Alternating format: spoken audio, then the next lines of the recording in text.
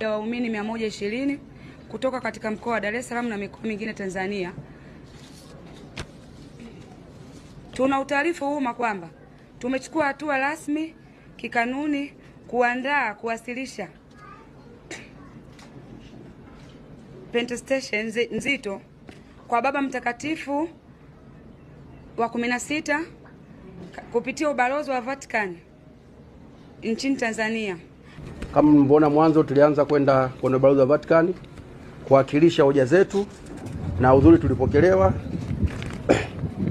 Kwa hiyo tunaendeleza kulalamika na kutaka kutendewa haki yale malalamiko yetu, hususan kwa viongozi wetu wa kiroho, wa kiimani, wa dini, ndugu Charles Kitima na askofu wangu Ruwaichi.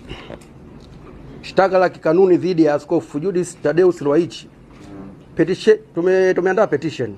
Pia inalenga shtaka zito la kikanuni dhidi ya askofu mkuu wa Dar es Salaam Ruwaichi, baada ya waumini kutumia haki yao ya halali kumwandikia balozi wa Vatican. Askofu huyu alitumia madhabahu, mahali patakatifu pa neno la Mungu, kuwatusi waumini hadharani kwa maneno kama yafuatayo. Nafikiri wote mlisikia.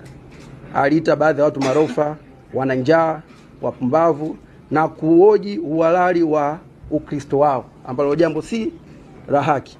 Lakini pia tukiangalia Biblia inasema wazi kabisa, yeyote atakayemwambia ndugu yake mpumbavu atapata hukumu. Hii sio mimi, ni Mathayo. Ukifungua Mathayo 5 mstari wa 22 unasema hivyo. Lakini sio Mathayo tu, Canon Law inasisitiza, kanoni ya 220, heshima na utu wa waumini lazima vilindwe. Lakini kanoni ya 386, askofu awajibike kulinda mahubiri dhidi ya matumizi, askofu awajibike kulinda mahubiri dhidi ya matumizi mabaya.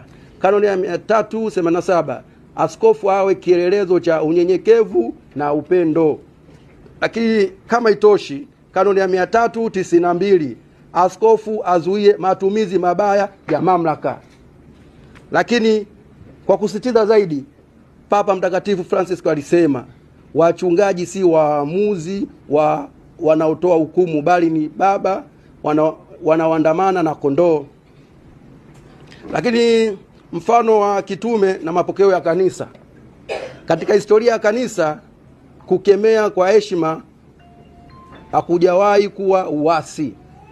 Mtume Paulo alimkemea Mtume Petro hadharani pale ukweli wa Injili ulipokuwa hatarini.